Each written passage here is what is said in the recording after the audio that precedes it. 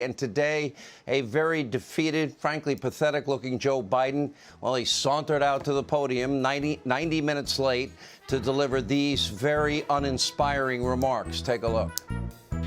And if Russia goes further with this invasion, we stand prepared to go further as with sanctions. Who in the Lord's name does Putin think gives him the right to declare new so-called countries on territory that belong to his neighbors? Yesterday, the world heard clearly the full extent of Vladimir Putin's twisted rewrite of history, going back more than a century, as he waxed eloquently, noting that, well, I'm not going to go into it, but nothing in Putin's lengthy remarks indicate any interest in pursuing real dialogue on European security in the year 2022. You know, no doubt, Vladimir Putin is just shaking in his boots. This is really beyond humiliating for our country. Now, of course, Biden did announce new sanctions today, but as one top Russian diplomat put it, Moscow doesn't give an atom shift about any sanctions. And why would they? Russia's main source of revenue is in the form of the production of oil and gas. China, they buy a tremendous amount of this gas, and so does Western Europe, our allies, because we're not producing it for them and making money and creating jobs and lowering this 40-year high of inflation.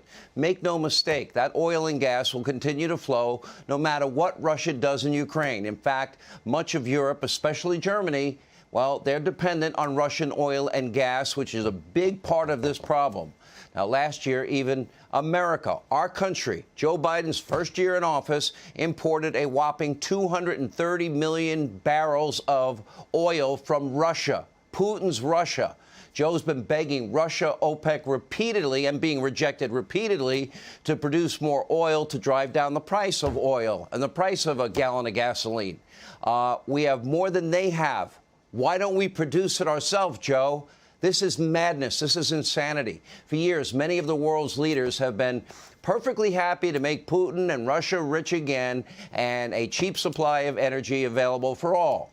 Now, in 2018, what we're about to show you is an epic face-to-face, complete beatdown with then-President Donald Trump rebuking European leaders, getting right in their face for their dependence on Russia for their energy, helping make Russia rich again, while we pay the bill for NATO to protect them from Russia.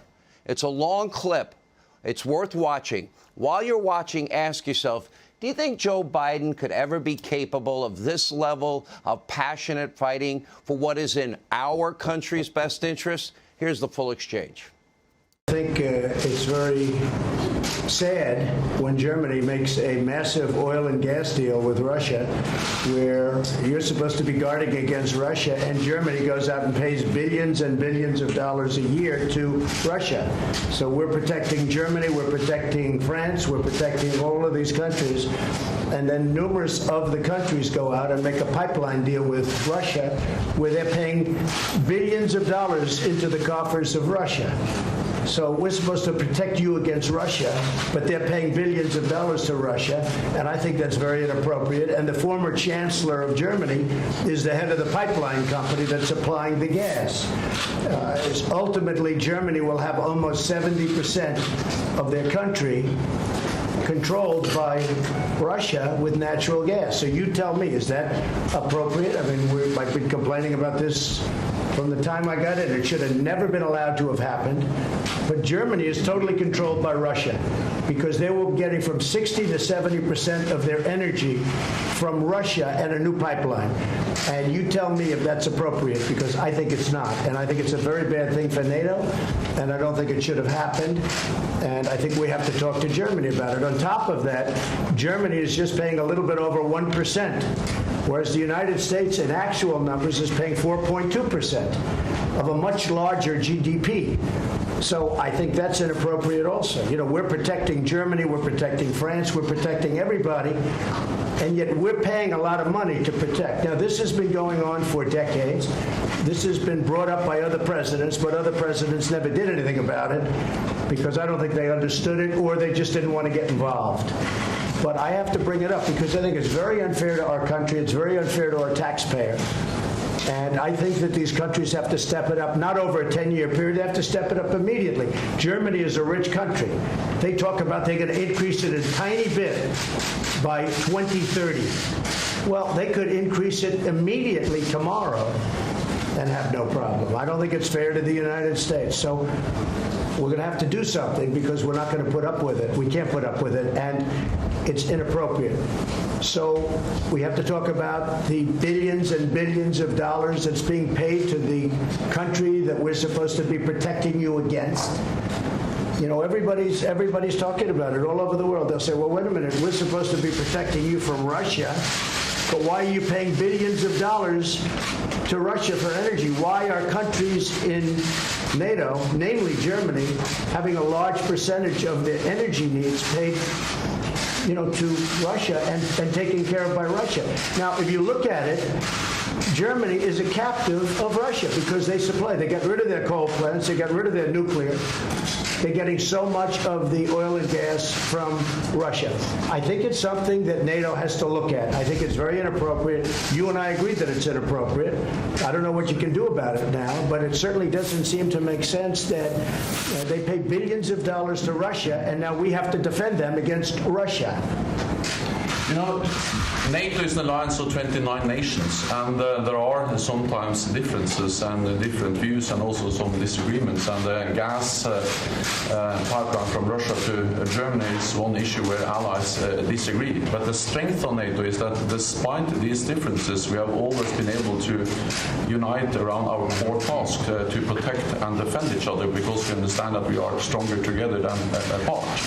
I think that 2 world wars and the Cold War taught us that we are stronger together than apart. But how can you be together when a country is getting its energy from the person you want protection against or from the group that you want protection? Because we understand that when we stand together, also when dealing with Russia, we are stronger. I think what we have seen is that... No, you're just making Russia richer. Well, you're not dealing with Russia, you're making Russia richer. So I think that even during the Cold War, NATO allies were trading with Russia. Then there have been disagreements about what kind of trade arrangements we should go I think into. trade is wonderful. I think energy is a whole different story. I think energy is a much different story than normal trade. And you have a country like Poland that won't accept the gas. You take a look at some of the countries that won't accept it because they don't want to be captive to Russia. But Germany, as far as I'm concerned, is captive to Russia because it's getting so much of its energy from Russia. So we're supposed to protect Germany, but they're getting their energy from Russia. Explain that. And it can't be explained. You know that. President did that with no notes, right in the face of the leader of NATO. And you think Joe Biden can do that?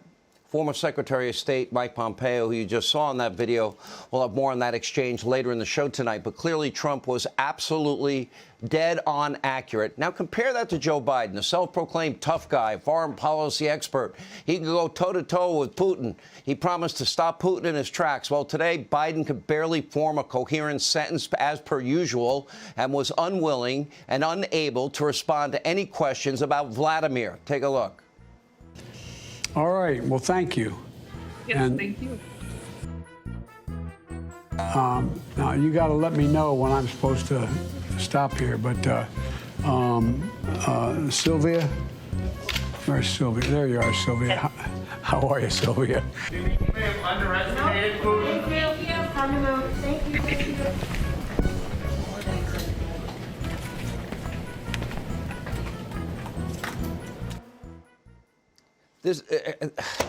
We have a mumbling, bumbling buffoon as president.